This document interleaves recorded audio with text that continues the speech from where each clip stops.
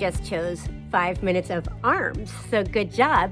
We are going to work through our bicep, our tricep, the muscle that's back here. This is our tricep, right? Bicep, tricep, our deltoid, which is our shoulder. So this muscle that's right here, which is a great protector of the shoulder joint, right? The deltoid. And we're also gonna work our pectoralis muscles, right? The ones right here. And then we're gonna work our pec minor. So we're gonna get our biceps, triceps, deltoids, and pectoralis muscles, okay?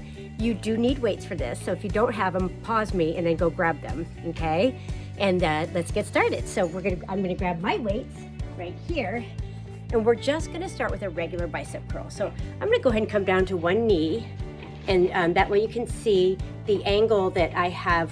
So choices with this, go ahead and just get started here. Choices with the bicep curl is elbows locked in. So if you ever have an elbow joint problem, then it's probably wiser to keep your elbows here, locked in. If possible, bringing them up here, it's more challenging, but it also can create some elbow issues, which we don't want, right? So just continue with those bicep curls. Now, you could do a minute of these, you could do 30 seconds of these, you could do reps of 10 and wrap around and go and do each exercise and come back around. So that's what I'm gonna do. I'm gonna just show you each exercise and then we can go back through them again. You can pause me, you can keep going, whatever works best for you. The second is I'm gonna show you 2 ways to get your triceps, okay?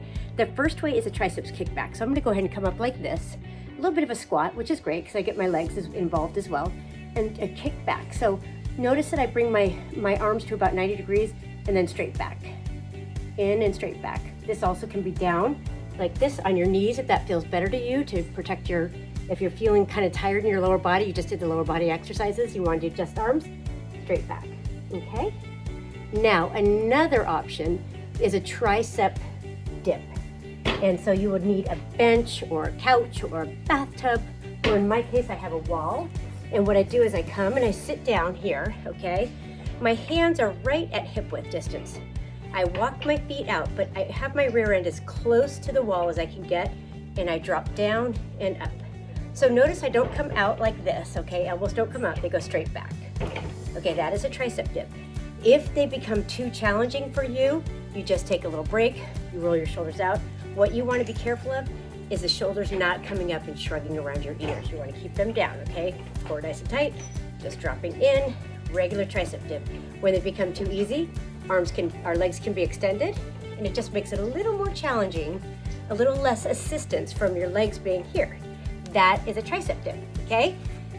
Now, pectoralis, major and minor, the big ones that are right, the bigger one is the one that's here, smaller one is up here. Push-ups, yes, push-ups.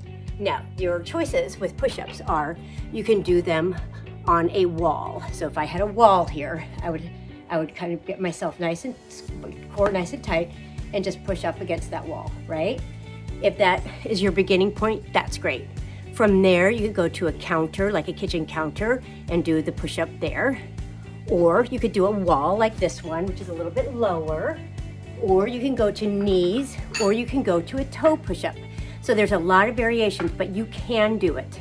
And I know a lot of people post-mastectomy start with a wall push-up because we want to start strengthening the muscles around there once the surgeon has said it's okay. And starting with a wall push-up is a really safe, smart way to do it, okay? So, push-ups. I'm gonna show you 3 variations of a push-up. A wide arm, okay, so we're gonna be here, and my arms are gonna come way out to the side, like this, like goalpost. That gets the smaller of the 2 pectoralis muscles.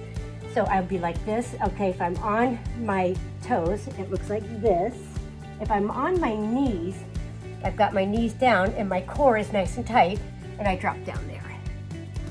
Okay, and then a regular push-up is the same idea. We're up here like this, and a regular push-up down, or on my knees, down.